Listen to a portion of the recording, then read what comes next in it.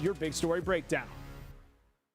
In tonight's Big Story Breakdown, we're looking into homelessness. Now, we're still continuing to push for answers about what is happening with a homeless encampment in Norman. Fox 25's Emma McAndrews spent the day talking with multiple agencies and organizations, trying to get to the bottom of exactly what's going on and who is leading these cleanup efforts.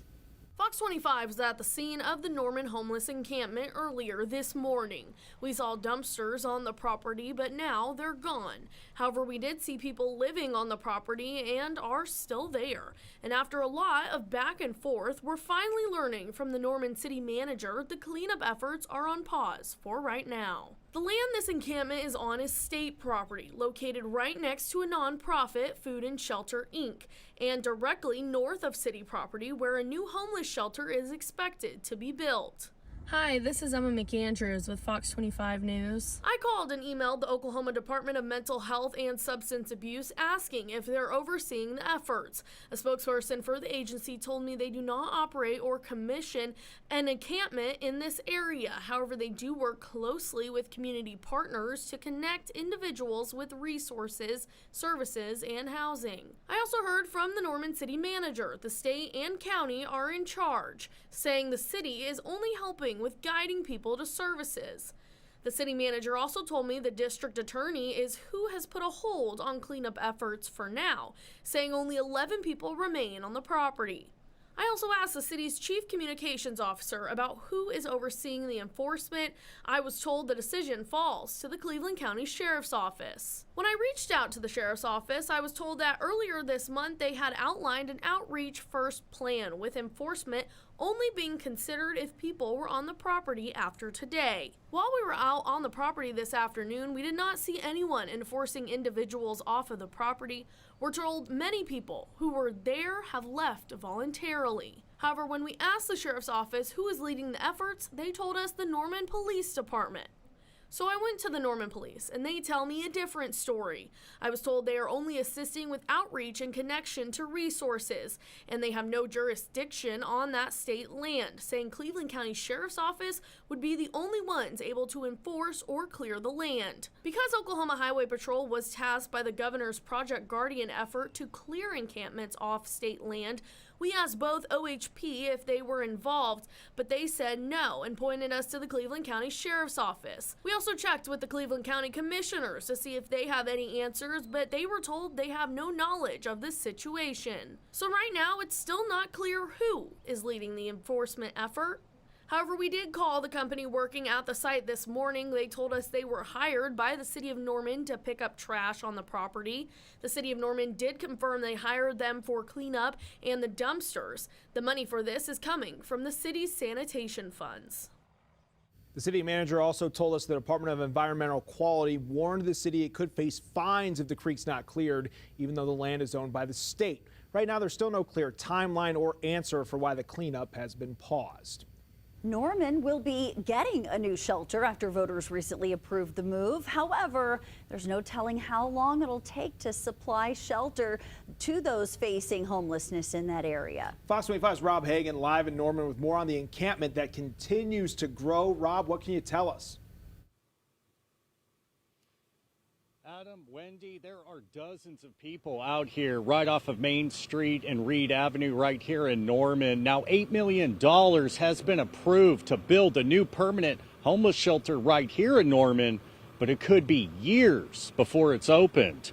Now, the project is funded through a city bond paid by property taxes over 20 years. Operation costs are projected at $930,000 a year, coming from city funds and private grants. Meanwhile, the homeless encampment off Main and Reed continues to grow. Staff at Food and Shelter, Inc., right next door to it, want you to think of them as people and not a problem.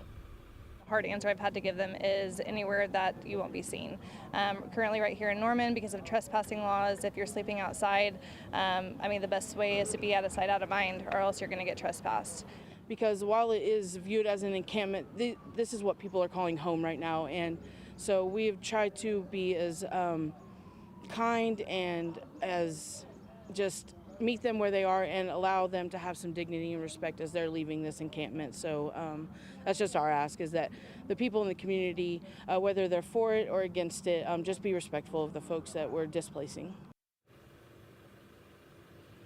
Now, people at the shelter get 2 meals a day, free showers, and help with IDs and birth certificates. Now, we're told the plan is to clear out the encampment. What we're not told is where these dozens of people are expected to go. And moments before we went live, a woman confronted us weeping and hysterical, saying that she's been sexually assaulted and she's starving. She also said she was the president of the United States. Live in Norman, Rob Hagan, Fox 25 News. Thank you, Rob. And problems with the encampment began earlier this month when Norman voters approved a new low-barrier homeless shelter. The permanent shelter is expected to house up to 120 people. It'll be located on city property on Reed Avenue near Griffin Memorial Hospital. Officials from Food and Shelter say the camp, known as Tent City, had been growing beyond what the area can handle. Some people who live nearby told us the situation's already changed their neighborhood and they no longer feel safe. This neighborhood used to be a good place, okay? It used to be a real good place, and now it's just become where I don't feel safe to walk out of my own house, and it's just dangerous at this point. The facility will be a 24-hour operation, preventing the need for guests to leave during the day. However, not everyone on board with the new homeless shelter. The project now facing a legal challenge. A group called We the People argues the city used the wrong standard, saying the bond should have required a 60% supermajority under the Oklahoma Constitution. Instead, it passed with 54% of the vote. The group has launched an online fundraiser for legal costs, raising more than $5,000 so far. If a judge sides with the challenge, the shelter could be delayed or stopped. A hearing is set tomorrow to determine the constitutionality of the vote. The city of Norman recently lost a drop-in center, which is a place where people experiencing homelessness can come by and get free services and other needs. Known as Hub 107, the center was consolidated into the Alameda location of Central Oklahoma Community Health Center. This was a decision made by the Oklahoma Department of Mental Health and Substance Abuse Services. The agency last year made efforts to get its finances back on track after experiencing financial troubles. Removing this plug in the dam actually saved the Department of Mental Health from the free fall that they've been in financially over the last year and a half. And to me, that's something that will only be judged in time. What I don't want to see is I don't want to have the department coming back to us in 3 to 6 months saying that the closure of this one service has actually affected and overrun other services.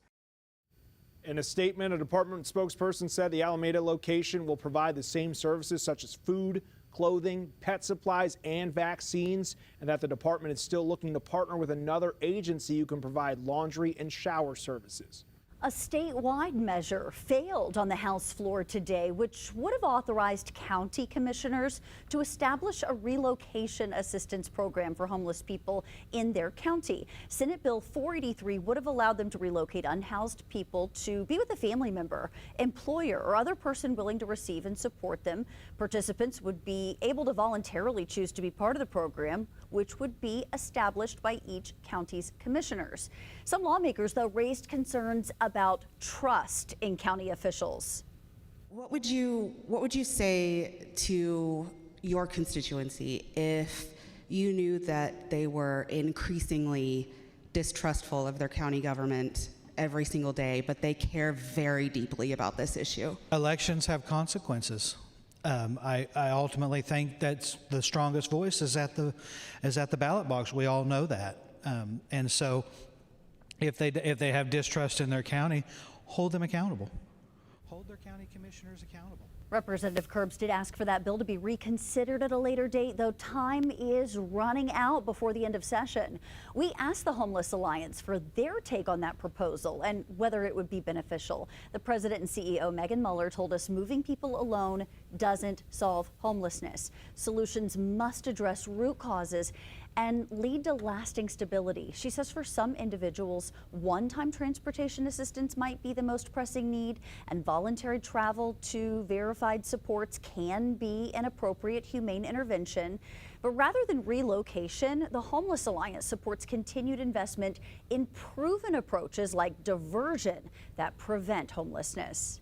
City leaders taking a new approach to address homelessness in the metro. Their plan, turning an old motel into permanent housing. A $1.2 million investment into a vacant motel on East Reno would turn it into 76 permanent units for supportive housing, using funding from a federal program designed to expand affordable housing for people on a limited income.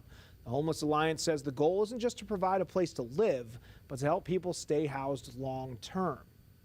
Takes a unique set of skills to survive outside while experiencing homelessness, and those skills don't always translate to living indoors.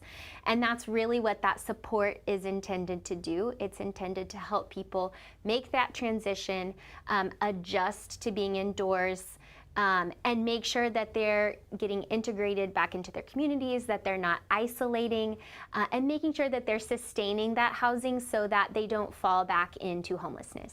Supportive housing would combine rent with resources like case management, mental health support, and job hunting. If approved, the project would require the housing to remain affordable for the long term.